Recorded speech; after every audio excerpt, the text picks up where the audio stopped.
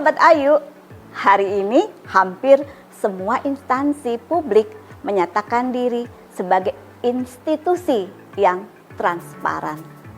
Laporan dipublikasikan, data diunggah, infografik dibagikan, dashboard ditampilkan. Secara administratif, keterbukaan telah dijalankan. Namun pertanyaannya menjadi lebih mendasar. Apakah transparansi itu benar-benar membantu masyarakat memahami atau sekedar membuat institusi terlihat terbuka?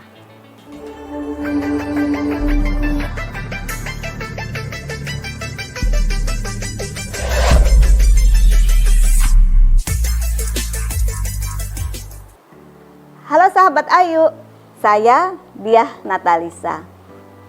Di episode keempat miniseri Akuntabilitas Pelayanan Publik dari Kinerja ke Kepercayaan ini, kita akan membahas transparansi, sebuah konsep yang sering dianggap otomatis baik, namun tidak selalu berdampak. Ini cerita warga tentang data tersedia, namun kepastian tidak. Seorang warga mencoba menelusuri status layanan yang sedang ia urus. Ia membuka situs resmi instansi. Ia menemukan banyak dokumen, laporan tahunan, grafik capaian, tabel indikator.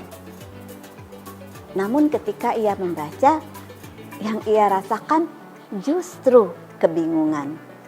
Bahasanya teknis, strukturnya kompleks, tidak menjawab pertanyaan praktis yang ia butuhkan. Bagi organisasi, data sudah dibuka. Namun bagi warga, informasi belum benar-benar tersedia. Disinilah perbedaan antara membuka data dan menghadirkan transparansi yang bermakna. Sahabat Ayu, transparansi sering disederhanakan menjadi kewajiban mengunggah sebanyak mungkin informasi. Padahal, transparansi yang sesungguhnya memiliki karakter yang berbeda. Transparansi yang bermakna adalah mudah dipahami, relevan dengan kebutuhan warga, disampaikan tepat waktu, dan menjawab pertanyaan publik secara langsung. Data yang dibuka tanpa konteks tidak otomatis menciptakan kepercayaan. Sebaliknya, ia dapat menciptakan jarak baru antara negara dan masyarakat. Mari kita lihat dari sisi aparatur.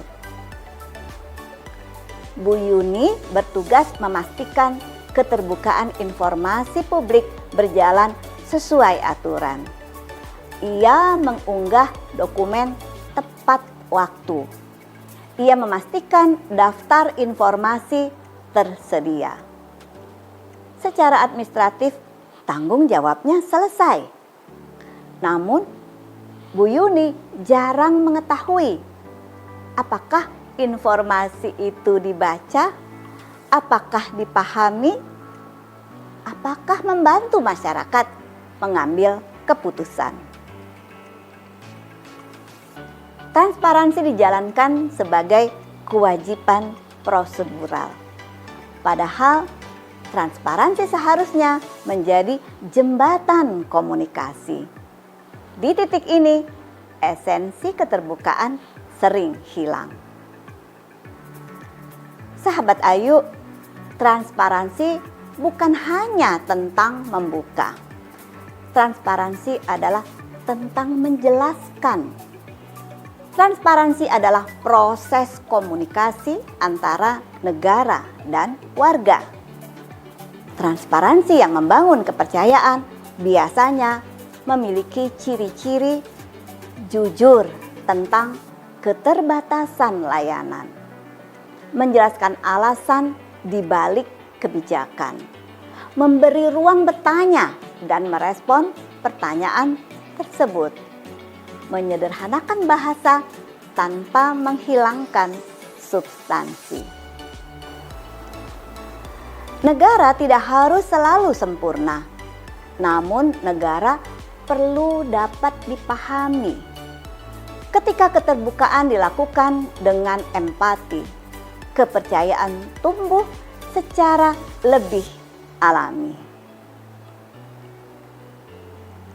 Transparansi yang bertanggung jawab tidak berarti membanjiri publik dengan data. Transparansi berarti memastikan informasi yang dibuka benar-benar bisa ditelusuri maknanya. Warga bukan penonton laporan. Warga adalah pihak yang berhak untuk memahami bagaimana layanan bekerja, bagaimana keputusan dibuat, dan bagaimana perbaikan dilakukan. Disinilah transparansi berubah dari kewajiban administratif menjadi fondasi akuntabilitas. Dan dari fondasi inilah kepercayaan dibangun. Sahabat Ayu, transparansi pelayan publik bukan soal seberapa banyak data dibuka, tetapi seberapa besar masyarakat terbantu untuk memahami. Dalam 4 episode terakhir, kita telah membahas makna akuntabilitas dari sudut pandang warga, evaluasi yang sering menjadi formalitas, pengukuran kinerja yang perlu untuk ditinjau ulang, dan transparansi sebagai komunikasi yang bertanggung jawab. Di episode terakhir miniseri kelima ini, kita akan menyatukan seluruh pembahasan tersebut. Bagaimana akuntabilitas, evaluasi, kinerja, dan transparansi bersama-sama membangun kepercayaan publik yang berkelanjutan. Saya Diah Natalisa, dan ini adalah episode keempat dari miniseri Akuntabilitas Pelayanan Publik dari Kinerja ke Kepercayaan. Sampai jumpa di episode terakhir, sahabat Ayu.